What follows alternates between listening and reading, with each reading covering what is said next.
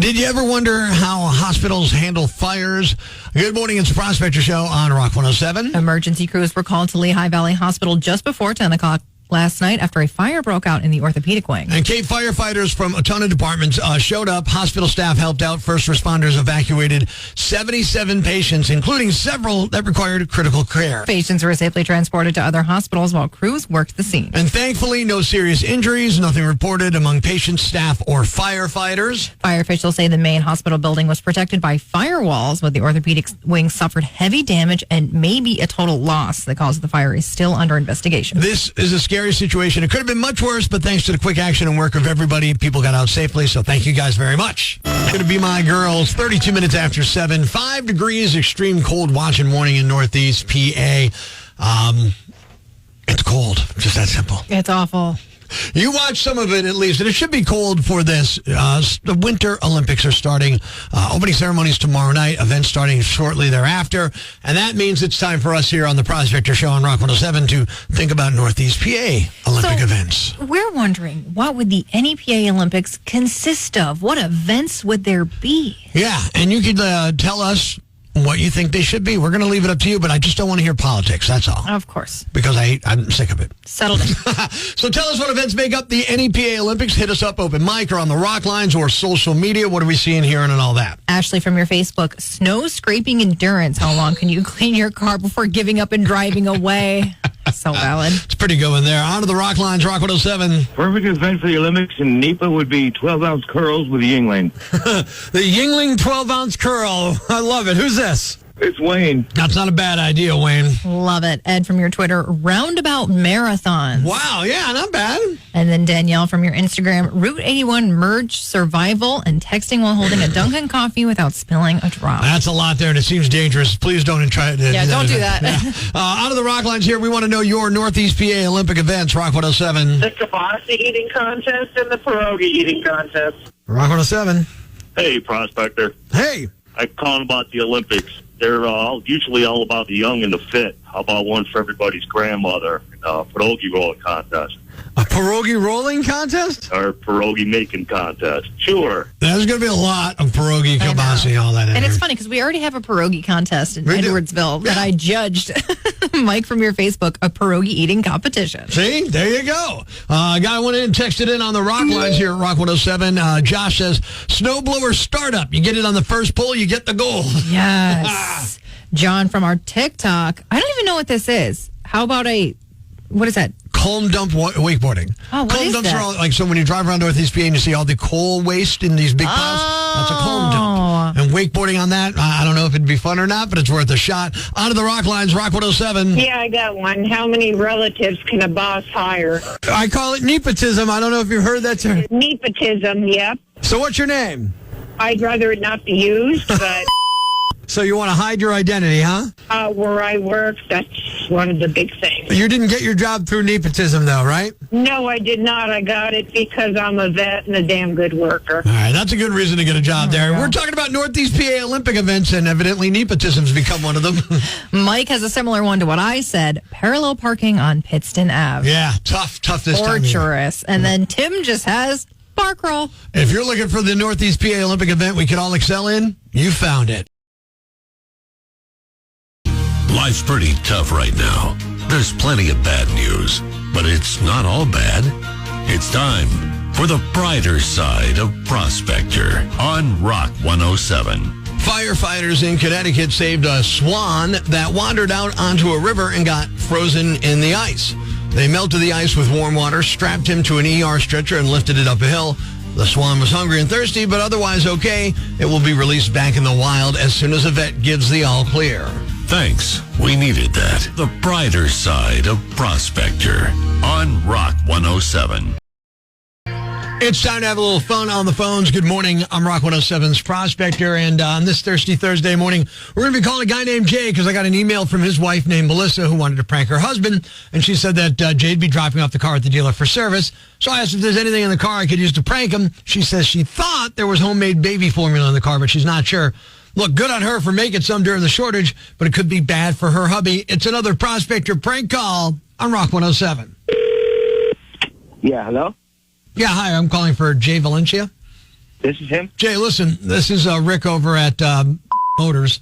Hey, how you doing, Rick? Look, I got a specific request, and I'm sorry to bother you right now, but I've got the sheriff's department here, and because of what we saw inside the car, I need your permission for the sheriff's department to go ahead and conduct a search. Okay, I'm sorry. You got the sheriff's department there? Yeah, the sheriff's department's here with me right now. We saw a packet of white powder in the back seat, and because of that, we had to call the sheriff's department, and they're here to search the car, but they can't search that without your permission. Are you kidding me right now? You called the sheriff's department? I don't know.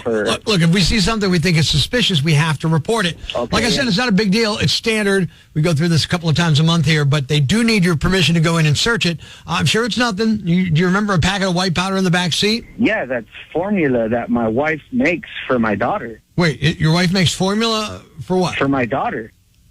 I'm sorry, I don't follow.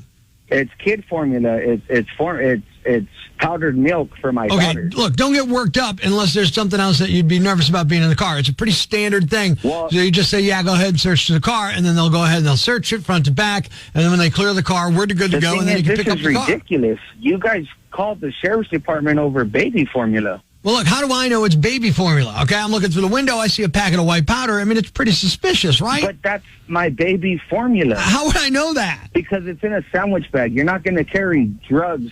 Well, listen, no one gave out the Nobel Prize for genius to drug users, okay? Look, here's the point. If it's really formula, you got nothing to worry about, right? No, you guys cannot search my car. No. Why? Because that's ridiculous. It's kid formula. It's not ridiculous if there's nothing illegal in there, right? What else do you got in there that you're worried about? There's nothing, but that's my... Okay, then it doesn't matter. Let's just search the car and let's just get it over with. No, absolutely not. No. Really? Yeah, really. So here's your options. They're going to impound the car if they can't search it, and you're not going to have it for a week while they get a search warrant. You know what? If you guys want to go ahead and impound the car, that's fine, because when you guys come... Oh, really? Yeah. Really? So you have no problem if they impound the car. You're not going to have it for a week. What are you going to drive? You guys are the ones that are going to pay for it. No, we're not paying for anything because you got contraband in the backseat of your car. You know what? This is ridiculous. I can't even believe that you're calling formula contraband. Well, I don't know that it's formula until we try it. So why don't you just give them permission? I'm telling you it's formula. Well, look, you're telling me that. It's not going to solve it. The police are doing a test on it. That'll solve it. So are we going to get in or are we not? You know, I'm a father. I'm not El Chapo. Well, I don't know that. Look. Do you want them to impound the car? Because I'll just tell them right now, impound it, and then we'll be on our way. And by the way, you owe us $76 for the oil change. So it's up to you. I'll pay you for the oil change, but you guys are going to pay for the impound fees. No, we're not paying for the impound fees at all because it shouldn't have drugs sitting on the back seat of your car. I'm not giving you guys permission. No. You know what? Sorry. You know what? How about this? You gotta be kidding me. This is some type of joke. You know what? I'll tell you straight up. This is a joke. It's a prank call we're doing right now. Wait, what? Yeah, you're on Rock 107. It's a Prospector prank call. It's a prank. Are you kidding me right now?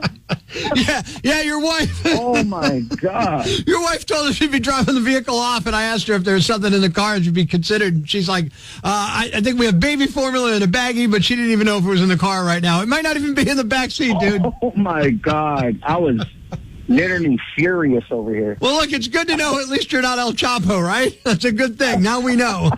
Oh, man.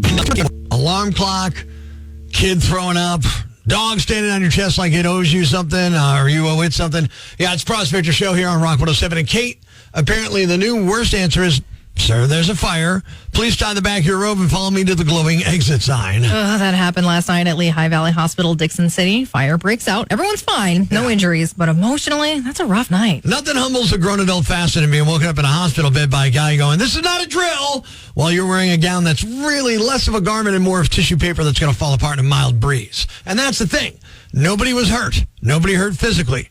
Psychologically, you just got kicked out of a building you paid to be unconscious in. And you're already in the worst sleep of your life. Hospital sleep doesn't even feel like sleep. It's like your body's like in buffer mode. Yeah, and then suddenly, boom, you're Lights, sirens, smoke. Someone goes, okay, we need to evacuate calmly. Calmly? I haven't had pants on since Tuesday, you know? And now someone's like, whoa. Do I still have to pay for this room? Then they load you up and ship you to another hospital at like midnight. Ubers that you don't even request. But the thing is, people are safe, and that's a good thing. Now, the whole time you're in there thinking, I came in here for a knee, and now I'm fleeing a fire like an extra in Die Hard 6. You can't die here or something. That's the real trauma, not the fire, not the evacuation. It's realizing that at a certain age, any unexpected movement after 9 p.m. feels really aggressive. Your body's like, no, we had plans, and those plans were lying still. So, again, everyone is okay, which is great news. Absolutely. That's the main thing. And they did a great job because Lehigh Valley Hospital, Dixon City, thank you for getting people out of there safely and keeping everybody in good shape. But somewhere there's a guy who now flinches every time the nurse comes in the room and flicks the light on. Around the radio.